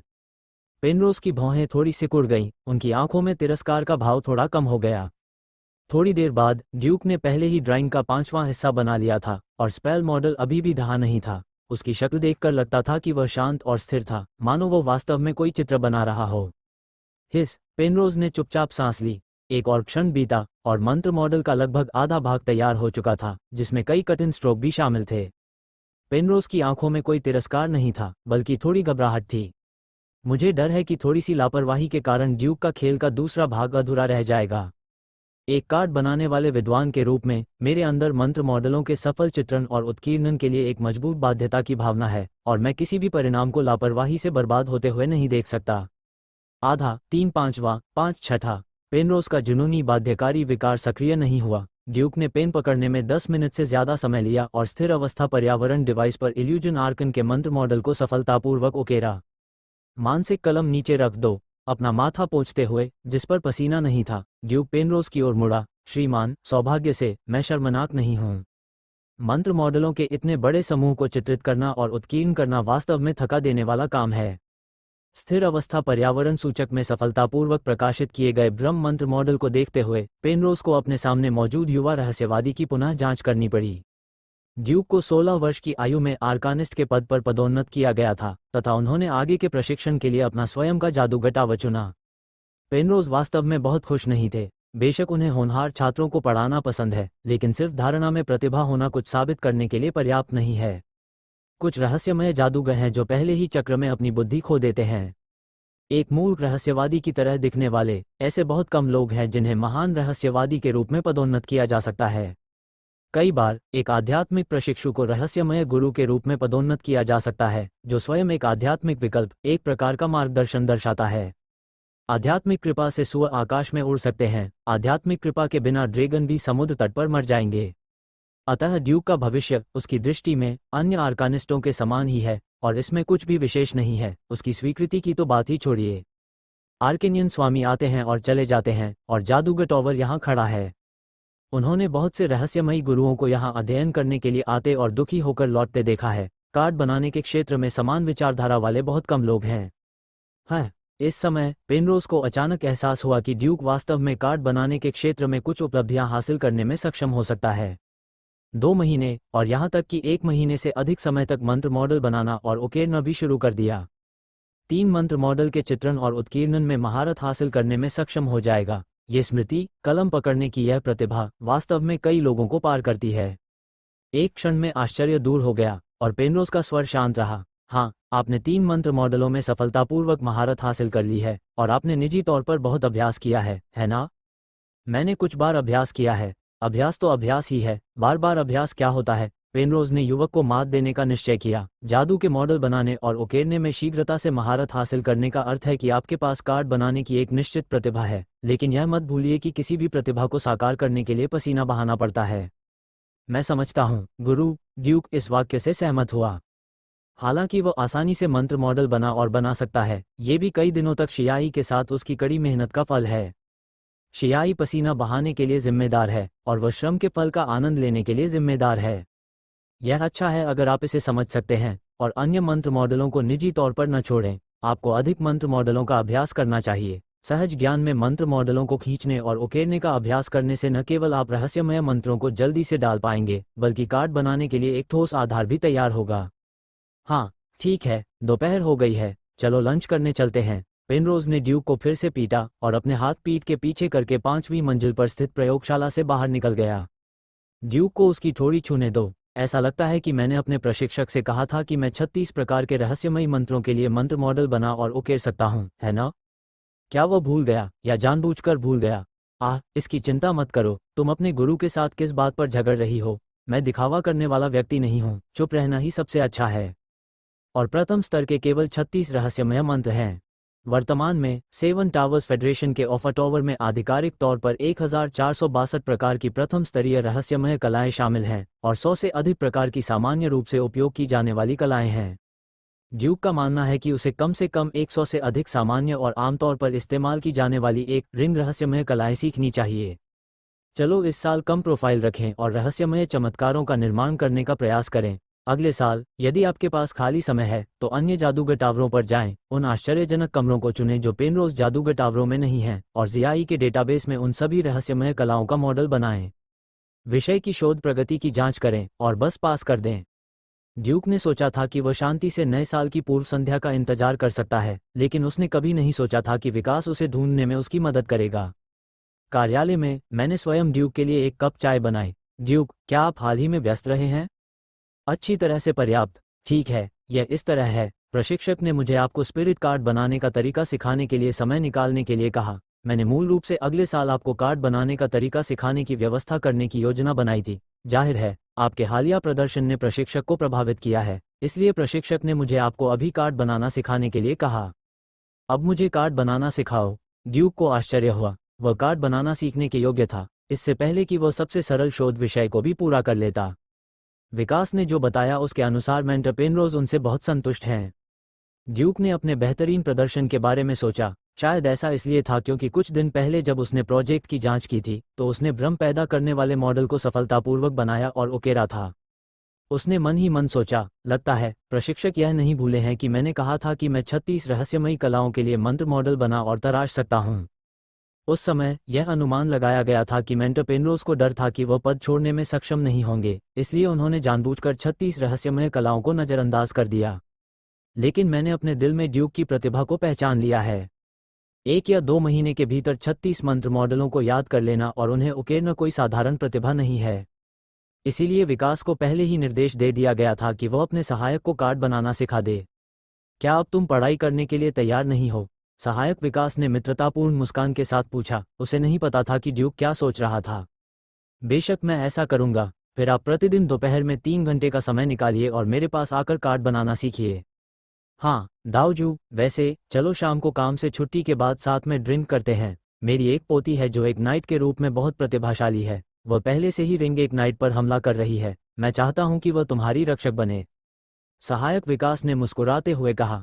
ड्यूक ने आश्चर्यचकित होकर कहा, आपकी पोती इतनी प्रतिभाशाली है, क्या यह मेरे लिए अपमानजनक नहीं होगा कि वह मेरी सुरक्षा करे और मैं शायद ही कभी बाहर जाता हूँ? एक रहस्यमय जादूगर के रूप में आपके पास एक रक्षक होना चाहिए, है न? एक शूरवीर के रूप में मेरी पोती सभी के लिए एक रक्षक के रूप में काम कर सकती है, इसलिए आपका रक्षक बनना बेहतर है। सहायक विकास ने सीधे मामले को सुलझाया। ड्यूक, आपका चरित्र अच्छा है, मुझे बहुत राहत है कि वह आपकी रक्षक के रूप में काम करेगी। अस्वीकृत, लेकिन ड्यूक केवल सहमत हो सकता है। रात को काम से छुट्टी मिलने के बाद महल में स्थित शराबखाने में एक साथ शराब पीने के बजाय वे विकास की शटल लेकर भीतरी शहर में स्थित एक शराबखाने में चले गए। बॉस स्पष्टतः विकास को जानता था और वह व्यक्तिगत रूप से विकास को एक सुंदर बॉक्स में ले गया। बक्से के दरवाजे पर पहले से ही एक गोरी सुंदरी चोटी बांधे, सुडौल शरीर, सुंदर नाक नक्श और दो बहुत सुंदर भौंहों वाली यहाँ सुबह सुबह प्रतीक्षा कर रही थी। एक प्रकार की वीरता होती है जो महिलाएं पुरुषों को नहीं करने देती। वो सिर्फ 23-24 साल का लग रहा था। विकास को देखते ही वो तुरंत चिल्लाया, दादाजी यहाँ आओ। विवियन, दादाजी तुम्हें एक बेहतरीन रहस्यमय जादूगर से मिलवाएंगे जो तुम्हारा अभिभावक भी होगा। विकास ने युवा सुंदरी की ओर हाथ हिलाया। ड्यूक, वह वर्तमान में पेनरोज मैच टॉवर में पढ़ रहा है, तुम्हें उसे सर कहना होगा।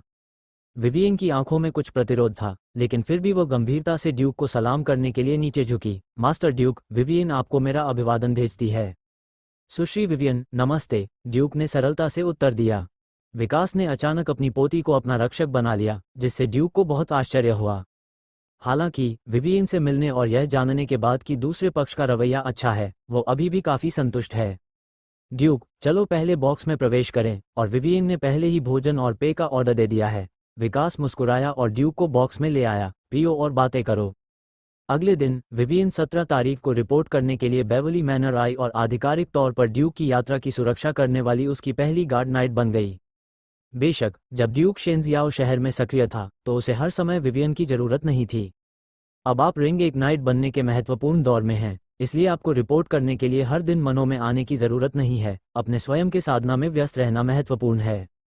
इससे कोई फर्क नहीं पड़ता मेरा अनुबंध भागीदार एक ब्लैक स्पॉटेड सर्वल है। हालांकि यह मेरी तरह ही प्रथम रिंग में पदोन्नत होने के महत्वपूर्ण दौर में है, इसे कहीं भी खर्च किया जा सकता है और जानबूझकर सफलता पाने की कोई आवश्यकता नहीं है, विवियन ने समझाया, आराम करने की योजना नहीं बनाते हुए। काले धब्बे वाला सर्वल एक 2 रिंग वाला आत्मिक जानवर है और जब यह वयस्क हो जाता है तो इसे स्वाभाविक रूप से 2 रिंगों तक पदोन्नत किया जाएगा। और लंबे बालों वाले नेवले की तरह काले धब्बे वाले सर्वल के पास शूरवीर को भेदने और 2 रिंग वाले प्रेत पशुधन सर्वल में विकसित होने का मौका है। इसमें एक 2 रिंग आर्केनिस्ट का दादा है और विवियन का अनुबंधित आत्मा जानवर एक कीमती काले धब्बेदार सर्वल है जो असामान्य नहीं है। लेकिन ऐसी पोती को जो द्वितीय रिंग यूडेमंस नाइट को तोड़ने की क्षमता रखती है, ड्यूक के लिए एक रक्षक नाइट के रूप में सेवा करने के लिए आने देना, ये देखा जा सकता है कि विकास उसके बारे में बहुत आशावादी है।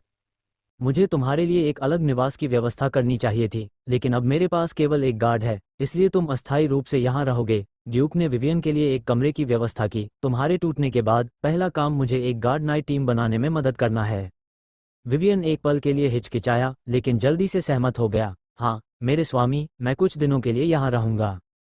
मेरे पास एक लंबे बालों वाला नेवला भी है जो 2 रिंग वाला स्पिरिट बीस्ट है। यह अभी तक बड़ा नहीं हुआ है। आप अपने काले धब्बेदार सर्वल को मेरे लंबे बालों वाले नेवले के साथ अभ्यास करने दे सकते हैं। हो सकता है कि दोनों स्पिरिट बीस्ट के बीच चिंगारी फूट जाए, जिससे उनकी वृद्धि को लाभ होगा।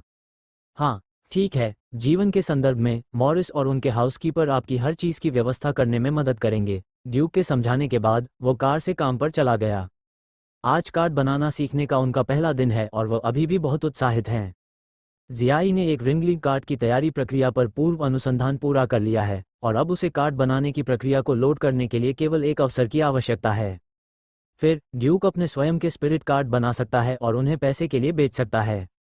हो सकता है कि उनके कार्ड बनाने का कौशल उन कार्ड बनाने वाले विद्वानों या यहाँ तक कि यूनाइटेड कार्ड शॉप में मिलने वाले साधारण स्पिरिट कार्डों जितना अच्छा न हो, लेकिन उन्हें सस्ते में बेचना बिल्कुल भी समस्या नहीं है।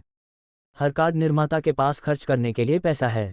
उदाहरण के लिए दाओजू विकास ने अपना अधिकांश जीवन पेनरोज मैच टॉवर में बिताया और कभी काम पर नहीं गया, लेकिन वह खुद से संतुष्ट है। कोई और कारण नहीं है। वह कार्ड बना सकता है। उसने जो एक रिंग स्पिरिट कार्ड और 2 रिंग स्पिरिट कार्ड बनाए हैं वे उसके बड़े परिवार का भरण पोषण करने के लिए पर्याप्त हैं। यही कारण है कि वह पेनरोज मास्टर टॉवर में रहकर शांतिपूर्वक छात्रों को पढ़ा सकते हैं, शोध कर सकते हैं और आरामदायक जीवन का आनंद ले सकते हैं। सुबह प्रयोग करें, कॉफी पिएं और समाचार पत्र पढ़ें। दोपहर में ड्यूक निदेशक विकास के कार्यालय गए। क्या आप तैयार हैं, युवा कार्ड निर्माता?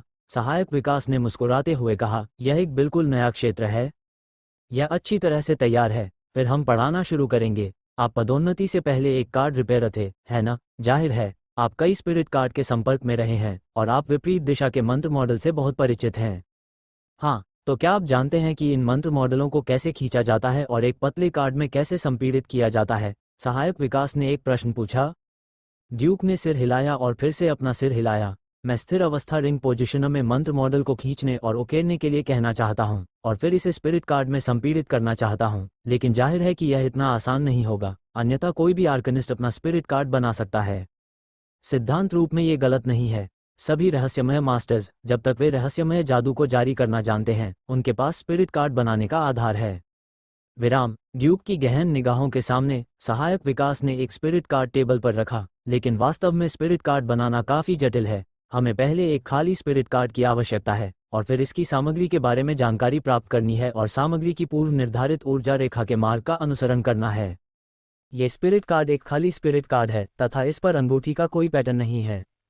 विकास के सहायक ने खाली आध्यात्मिक कार्ड को एक मशीन में डाला। यह एक कार्ड सामग्री टोमोग्राफी मशीन है जो कार्ड सामग्री के आध्यात्मिक वितरण का पता लगा सकती है। आइए पहले इस खाली आध्यात्मिक कार्ड के आध्यात्मिक वितरण पर एक नज़र डालें और फिर इस आधार पर डिज़ाइन करें। उसने अज्ञात संख्या में स्पिरिट कार्ड बनाए हैं और विकास अपनी गतिविधियों में बहुत कुशल है। टोमोग्राफिक स्कैनिंग मशीन की खड़खड़ाहट के साथ ब्लैंक लिंकर ने पहले से ही अनगिनत घने फ्लोरोसेंट स्पॉट दिखाए। धब्बे अधिकतर सफ़ेद होते हैं, लेकिन कुछ पर रंगीन चमक भी होती है। देखिए, इस खाली स्पिरिट कार्ड की सामग्री में कुछ खामियां हैं, विशेष रूप से यहाँ, यहाँ और यहाँ स्पष्ट सिलाई के निशान हैं। इसके बारे में शिकायत करने की कोई आवश्यकता नहीं है। एक रिंग स्पिरिट कार्ड की अधिकांश कार्ड सामग्री स्पिरिट सामग्री को काटने के बाद बचे हुए टुकड़ों से विभाजित की जाती है। यह अजीब है कि कोई सिलाई के निशान नहीं है। जब सहायक विकास बोल रहा था, ड्यूक ध्यान से देख रहा था। आध्यात्मिकता यहाँ सघन रूप से वितरित है और यह ऊर्जा रेखाओं के लिए एक उत्कृष्ट मार्ग है, इसलिए मंत्र मॉडल का सबसे महत्वपूर्ण हिस्सा यहाँ सबसे अच्छी तरह से संकुचित है। यहाँ आध्यात्मिकता विरल है और इसमें विभाजन के निशान हैं और ऊर्जा रेखा का मार्ग बहुत प्रभावित होगा, लेकिन हम इसे छोड़ नहीं सकते क्योंकि यह लिंका के केंद्र में है और यह पूरे वलय का केंद्र भी है, इसलिए इसे टाला नहीं जा सकता। हमें जो करना है वह यह है कि इस क्षेत्र को आध्यात्मिकता से भरने के लिए पहले आध्यात्मिक ऊर्जा का उपयोग करें, फिर विभाजन के निशानों पर आध्यात्मिक नहरें खोदें। आध्यात्मिक नहरें आध्यात्मिक जल चैनल हैं जो ऊर्जा लाइनों को उनके माध्यम से स्वतंत्र रूप से आवागमन करने की अनुमति देती हैं। ये बहुत महत्वपूर्ण है। तो संक्षेप में, कार्ड बनाने की सामग्री एक महत्वपूर्ण घटक है और हमारा कार्ड बनाने वाला एक रसोइया है। केवल सामग्री को संसाधित करके ही हम इसे स्वादिष्ट बना सकते हैं। शिक्षण के बीच, निदेशक विकास ने इस खाली आध्यात्मिक कार्ड का गहन विश्लेषण किया है तथा सिंचाई और आध्यात्मिक नहर का कार्य जो एक एक करके किया जाना चाहिए था, उसे पूरा किया है। इस समय उन्होंने ब्लैंक लिंकर को रिंग पुल उपकरण के समान एक उपकरण में डाला। यह एक रिंग प्रेस उपकरण है जो रिंग पुल उपकरण के समान है ना? ये हमारे द्वारा खींची गई ऊर्जा रेखाओं को संपीड़ित कर सकता है और अखंडता को नष्ट किए बिना थोड़ा थोड़ा करके उकेर सकता है। जैसे ही उन्होंने बात की, मानसिक कलम विकास के सहायक में चली गई और एक यादृच्छिक स्ट्रोक के साथ रिंग प्रेसर के कार्यक्षेत्र में एक घुमावदार ऊर्जा रेखा दिखाई दी, हवा में लटका हुआ एक अमूर्त भित्तिचित्र की तरह। मेरे ड्राइंग और उत्कीर्णन विचारों पर ध्यान दें। ऊर्जा रेखा का कार्ड सामग्री में फिट होना ही पर्याप्त नहीं है, बार बार सुपरपोजिशन के बाद फिट की डिग्री पर विचार करना भी आवश्यक है। और क्या कार्ड सामग्री का एक निश्चित बिंदु बार बार आरोपित ऊर्जा रेखा को ले जा सकता है? क्या यह ओवरलोड होगा? एक स्ट्रोक के बाद दाऊजू विकास ने एक और स्ट्रोक लगाया और दो ऊर्जा रेखाएं पूरी तरह से एक में जुड़ गईं। इस ऊर्जा लाइन को सीधे कार्ड सामग्री में संपीड़ित करने के लिए गतिशील दबाव रिंग उपकरण का बटन दबाएं, जो एक सरल प्रक्रिया की तरह लगता है। लेकिन ड्यूक को यह अच्छी तरह पता था कि प्रारंभिक चरण में बहुत सारी तैयारी जटिल लगती है, लेकिन ये कुछ कदम ही कार्ड निर्माता की असली परीक्षा लेते हैं। क्या आप कार्ड कोर क्षेत्र का चयन कर रहे हैं? यह सही है, तुम वाकई बहुत होशियार हो, ड्यूक। सहायक विकास ने बिना किसी हिचकिचाहट के प्रशंसा की। काक्सिन हुआन का घर है। हमें पहले अपने परिवार के लिए जमीन का एक टुकड़ा घेरना होगा और फिर इस जमीन पर एक घर बनाना होगा। ऊंची मीनार जमीन से ऊपर उठती है, शानदार। श्वा श्वा श्वा, दो और स्ट्रोक है और फिर एक नई ऊर्जा लाइन को संपीड़ित करता है। कार्ड का मुख्य क्षेत्र अधिक से अधिक स्पष्ट होता जा रहा है। सहायक विकास ने शांति और आत्मविश्वास से मुस्कुराते हुए कहा, चमक रेखाओं में निहित है। हम दोनों रसोइये और निर्माण श्रमिक हैं। संगणित आध्यात्मिक ऊर्जा द्वारा बनाई गई ऊर्जा रेखाएं ईंटें हैं जिनका उपयोग हम टॉवर बनाने के लिए करते हैं। विकास के सहायक के साथ ऑन-साइट शिक्षण ने ड्यूक को कार्ड बनाने की सबसे सहज समझ दी, जो कार्ड की मरम्मत करने की तुलना में बहुत अधिक कठिन है। मरम्मत कार्ड केवल विवरणों की मरम्मत है, ठीक वैसे ही जैसे कार की मरम्मत होती है। कार्ड बनाने में डिज़ाइन और अनुसंधान एवं विकास शामिल है, ठीक वैसे ही जैसे एक कार का पूर्ण निर्माण, लेकिन कठिनाई बिल्कुल भी समान स्तर की नहीं है। हर बार कार्ड की सामग्री अलग होती है, इसलिए हर बार जब आप स्पिरिट कार्ड बनाते हैं तो यह एक नए रोमांच की तरह होता है। सहायक विकास मानसिक कलम पकड़ता है, अंतिम ऊर्जा रेखा खींचता है और उसे उकेरता है, और ऊर्जा रेखा को कार्ड की सामग्री में दबाता है ताकि वह आरंभिक ऊर्जा रेखा से पूरी तरह से जुड़ जाए। इस प्रकार से एक रिंग स्पिरिट कार्ड चू स्पिरिट कार्ड मूल रूप से पूरा हो गया है और बाकी पैकेजिंग कवर है। ऐसा लगता है कि इसमें कोई तकनीकी सामग्री नहीं है, ये सिर्फ एक पतला और हल्का कार्ड है। वास्तव में सभी तकनीकी सामग्री हमारे कार्ड निर्माताओं के दिमाग में है। विकास ने स्पिरिट कार्ड ड्यूक को सौंप दिया। ड्यूक ने इस स्पिरिट स्टोरेज कार्ड में मंत्र मॉडल को सक्रिय करने के लिए शीघ्रता से थोड़ी आध्यात्मिक ऊर्जा का इंजेक्शन लगाया, जिससे ये पुष्टि हुई कि यह एक सफल स्पिरिट स्टोरेज कार्ड था। बधाई हो दाऊजू, आपने सफलतापूर्वक 15 रजत ड्रैगन अर्जित किए हैं। ड्यूक ने पहले एक कार्ड मरम्मत की दुकान चलाई है, इसलिए वह स्वाभाविक रूप से जानता है कि एक रिंग स्टोरेज कार्ड की कीमत बाजार में 15 सिल्वर ड्रैगन के बराबर है, जो आम लोगों के लिए सस्ता नहीं है। सहायक विकास ने अपना सिर हिलाया। ये केवल 15 सिल्वर ड्रैगन में बिकता है, इसे बनाना मेरे लिए समय की बर्बादी है। ड्यूक ने पूछा, ऐसा लगता है कि कार्ड निर्माता इस प्रकार के नागरिक कार्ड बनाना पसंद नहीं करते? बेशक, नागरिक कार्ड की कीमत एक सिल्वर ड्रैगन जितनी भी कम हो सकती है। कोई भी महत्वाकांक्षी कार्ड निर्माता इस पर ऊर्जा बर्बाद नहीं करेगा। तो फिर बाजार में जो नागरिक कार्ड उपलब्ध हैं, वे किस चीज से बने हैं? उन्हें आध्यात्मिक प्रशिक्षुओं को नहीं सौंपा जा सकता है ना? आपने पहले भी कई स्पिरिट कार्डों की मरम्मत की है, आप इन सिविल कार्डों की स्थिति से यह अनुमान क्यों नहीं लगाते कि ये सिविल कार्ड कैसे निर्मित होते हैं? निर्देशक विकास ने मुस्कुराते हुए ड्यूक से एक प्रश्न पूछा। ड्यूक ने कुछ देर सोचा और फिर उसकी आंखें चमक उठीं। क्या आपका मतलब है कि संयुक्त कार्ड की दुकान के पीछे के रहस्यमयी स्वामी के पास नागरिक कार्डों के बड़े पैमाने पर उत्पादन की तकनीक है? जिस सिविलियन कार्ड की उन्होंने मरम्मत की थी, उसमें उन्हें कुछ बहुत ही समान ऊर्जा रेखाएं मिली, मानो वे एक ही सांचे से निर्मित की गई हों। यह सही है, यह बहुत शक्तिशाली तकनीक है। यह वह तकनीक है जिसने स्पिरिट कार्ड के पैटर्न को बदल दिया है और सिविल कार्ड को हजारों घरों में प्रवेश करने की अनुमति दी है। विकास ने इस तकनीक की बहुत प्रशंसा की। सायोनिक रेजोनेंस मेमोरी रेजोनेंस के माध्यम से कार्ड निर्माता के साथ साथ आध्यात्मिक ऊर्जा की एक बड़ी मात्रा को एक साथ आउटपुट करने की अनुमति देती है।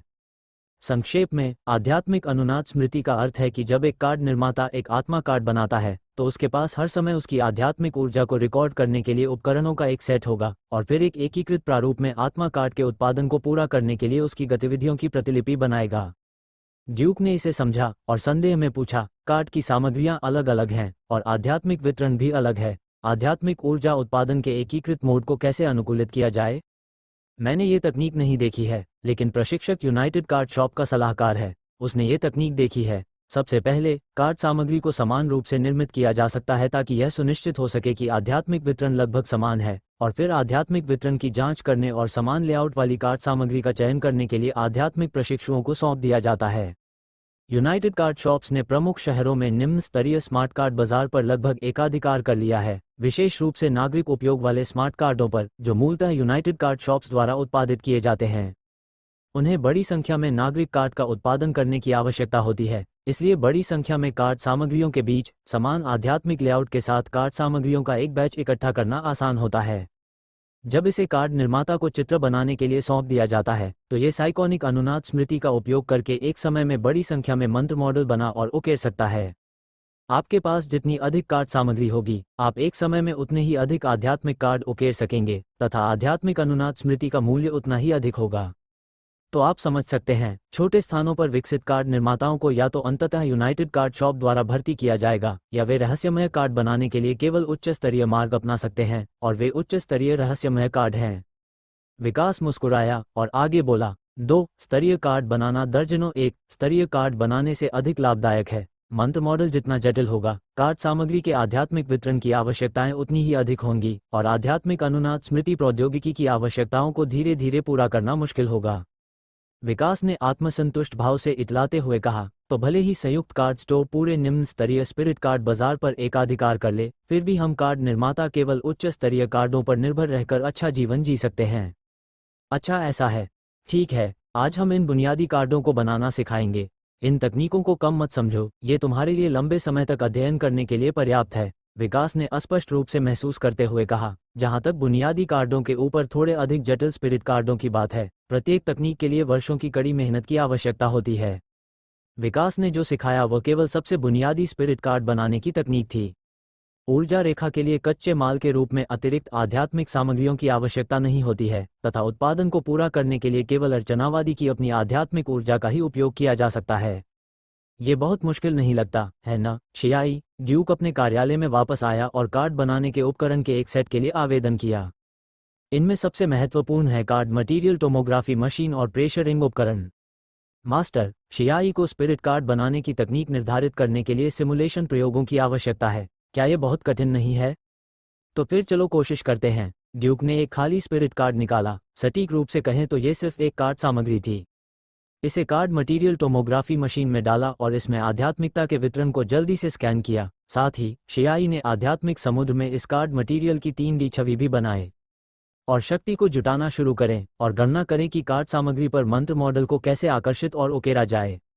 लेकिन जल्द ही जियाई ने एक प्रतिक्रिया भेजी, पर्याप्त गणना डेटा नहीं है और आपको कार्ड सामग्री पर स्वयं एक प्रयोग करने की आवश्यकता है।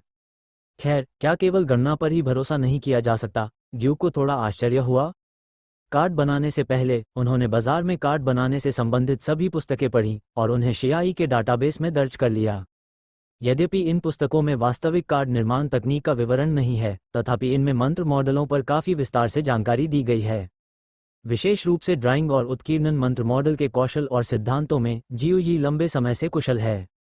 मास्टर, स्पिरिट कार्ड बनाने के लिए इष्टतम समाधान निर्धारित करने हेतु कार्ड सामग्री और रिंग के संयोजन के लिए अधिक वास्तविक संचालन डेटा की आवश्यकता होती है। मैं समझ गया, चलो कोशिश करते हैं। ड्यूक ने खाली आध्यात्मिक कार्ड को रिंग प्रेसर में डाल दिया, मशीन चालू कर दी, एक मानसिक कलम पकड़ ली और पहली ऊर्जा रेखा खींचने और उकेरने के लिए शियाई के प्रयोगात्मक चरणों का अनुसरण करना शुरू कर दिया। दाऊजू विकास जितना कुशल नहीं, लेकिन प्रतिशोधी होलोग्राफिक स्क्रीन के प्रक्षेपण की मदद से उसकी लेखन गति धीमी नहीं है। आखिरकार ये सिर्फ ऊर्जा रेखाओं को खींचना और उकेरना है। जब मैं प्रोजेक्ट रिसर्च ग्रुप में था तो मुझे नहीं पता कि मैंने कितने मंत्र मॉडल चित्रित और उकेरे, और मैंने लगभग एक तरह की मांसपेशी मेमोरी बनाए। जब उन्होंने तीसरी ऊर्जा रेखा खींची और उकेरी तो कार्ड में संपीड़ित ऊर्जा रेखा अचानक एक क्षण के लिए टिमटिमाई और फिर टूट गई। जब काकाई भी इस ऊर्जा रेखा से चकनाचूर हो गई तो मुक्त हुई आध्यात्मिक ऊर्जा ने झुलसे हुए निशान को पिघला दिया। असफल, गुरुजी, शियाई के जवाब में मानवीय क्षति का संकेत था। ऐसा नहीं है कि जियाई में मानवीय भावनाएं हैं, बल्कि यह है कि कंप्यूटिंग शक्ति में सुधार होने के बाद यह मानवीय भावनाओं की बेहतर नकल कर सकता है। कोई बात नहीं, फिर आना। ड्यूक को इसकी परवाह नहीं थी। कार्ड बनाने की सामग्री की कीमत सिर्फ 1 दर्जन तांबे के सिक्के हैं। अगर यह टूटा हुआ है तो वह इसे फेंक देगा, वह इसे ठीक करवाने की भी योजना नहीं बनाता। एक नया स्पिरिट कार्ड, इसे रिंग प्रेसर में डालें, यंत्र चालू हो जाता है और प्रतिशोधी होलोग्राफिक स्क्रीन उस पर ऊर्जा रेखाओं का मार्ग प्रक्षेपित और खींचना जारी रखती है। ड्यूक को बस इतना करना है कि प्रक्षेपण स्थिति के अनुसार आसानी से एक नई ऊर्जा रेखा खींचनी है। एक के बाद एक ऊर्जा रेखा कार्ड सामग्री में संपीड़ित होती जाती है। जब तक किसी निश्चित लिंक में कोई त्रुटि उत्पन्न नहीं हो जाती, तब तक ऊर्जा लाइन तेजी से पिघलती है और अटकी हुई सामग्री का एक हिस्सा जल जाता है।